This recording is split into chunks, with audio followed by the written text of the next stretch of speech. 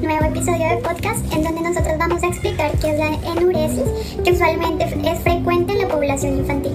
Este es un ejercicio académico en donde nosotros vamos a hablar sobre sus principales características clínicas, las posibles explicaciones sobre su origen y finalmente cómo podemos evaluarla desde una perspectiva multimétodo.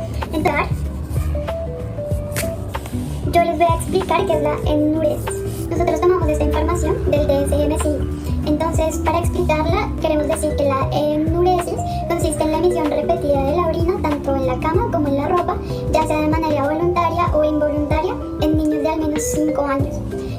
Nosotros, para que podamos establecer este diagnóstico, esta conducta debe presentarse por lo menos 2 veces por semana durante 3 meses consecutivos. Usualmente este tipo de conducta genera malestar o deterioro significativo en áreas importantes del funcionamiento del niño.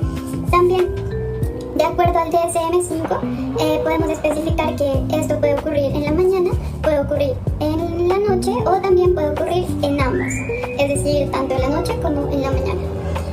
Es importante también aclarar que no simplemente que el niño mueve la cama ya, sino que hay un patrón específico que se cumple en determinados criterios clínicos. Entonces, para profundizar en estos criterios y la psicopatología clínica, le voy a dar la palabra a mi compañera para que pues podamos explicar esto. Gracias, Juliana. Para comprender la psicopatología de la enuresis, el DSM-5, de acuerdo con la American Psychiatric Association 2022, establece 4 criterios principales: la emisión involuntaria de orina en lugares inapropiados, una frecuencia de al menos 2 veces por semana durante 3 meses o con deterioro significativo, una edad mínima de 5 años y la ausencia de causas médicas o por sustancias. Diferenciamos la enuresis primaria, cuando no ha existido continencia previa, de la secundaria, que reaparece tras 6 meses de sequía. Asimismo, la clasificamos como monosintomática si ocurre solo durante el sueño, y no monosintomática si cursa con síntomas diurnos.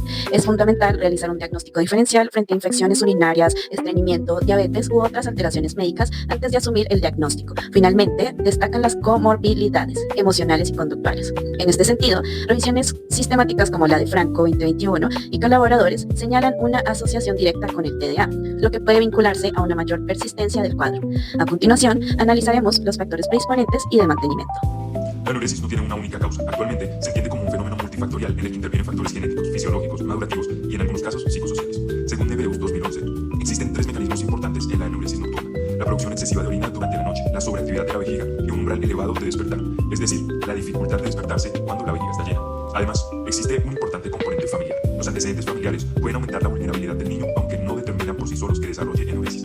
Esta perspectiva multifactorial también está respaldada por Suresh Kumar y colaboradores en 2009, los cuales en su investigación con niños en una edad escolar encontraron asociaciones entre la enuresis y factores como la incontinencia diurna, la disfunción vesical y la ecopresis. También encontraron asociaciones con factores emocionales y sociales, principalmente en los casos moderados. Por eso es importante evitar la explicación simplista como el niño moja la cama porque tiene problemas emocionales. La evidencia indica que la enuresis tiene una base principalmente multifactorial y que los factores emocionales pueden interactuar con otros elementos. Pero, además de hablar de predisposición, podemos preguntarnos cómo se pueden adquirir o modificar las respuestas relacionadas con la micción y el despertar. Para explicarlo, continuamos con nuestro siguiente segmento. Para explicar la adquisición y el mantenimiento de algunas conductas relacionadas con la enuresis, también podemos utilizar el modelo conductual. Desde el condicionamiento clásico podemos entender que las necesidades fisiológicas relacionadas con el llenado de la vejiga pueden asociarse progresivamente con la respuesta de despertarse. Por otro lado, desde el condicionamiento operante, determinadas respuestas como despertarse, ir al baño, mantenerse seco, pueden fortalecerse mediante sus consecuencias. Un ejemplo es la alarma para la enuresis, conocida como método de la almohadilla y campana. Dewar en los 2000 analizó precisamente si este procedimiento se podía comprender desde los principios del condicionamiento clásico y operante. También encontramos el trabajo de Saman en 1992, quien describió un caso en el cual el procedimiento de condicionamiento operante estuvo relacionado con una mejoría de la enuresis. Sin embargo, al tratarse de un estudio de caso, sus resultados no pueden generalizarse a todos los niños. Por lo tanto, el modelo conductual nos ayuda a comprender cómo pueden aprenderse y modificarse ciertas respuestas relacionadas con el despertarse y con la micción, pero no explica por sí solo el origen de la enuresis. En conclusión, podemos hablar de una interacción entre predisposición biológica, maduración, factores fisiológicos y aprendizaje. Para saber cuál de estos factores está presente en cada niño, necesitamos realizar una evaluación adecuada. Esto es lo que nos explicará nuestro compañero más adelante. Para finalizar, tenemos el componente de evaluación, comprendiendo que este tiene que ser multimétodo, es decir, la integración de diferentes estrategias de recolección de información que nos permita tener una visión más amplia del problema de nuestro paciente, ya que para Nevedus 2010 la evaluación de la enuresis requiere identificar adecuadamente las características del problema y así poder diferenciarla de otros problemas. Como primera estrategia tenemos la entrevista, tanto como con los padres como con nuestro paciente, siempre y cuando la edad de nuestro paciente nos lo permita.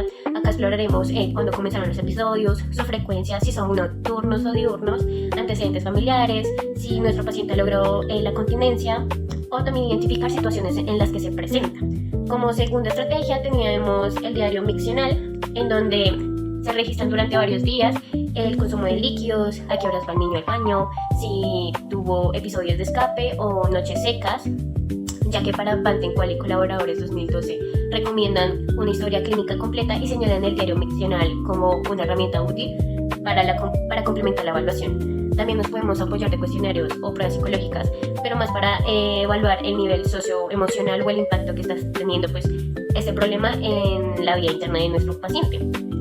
Por otro lado, la valoración médica viene siendo muy importante, especialmente cuando existen síntomas de dolor, infecciones recurrentes, estreñimiento, ya que esta evaluación inicial puede incluir historia clínica, lo que nos podría ayudar muchísimo al momento de dar un diagnóstico o de hacer un tratamiento adecuado para nuestro paciente.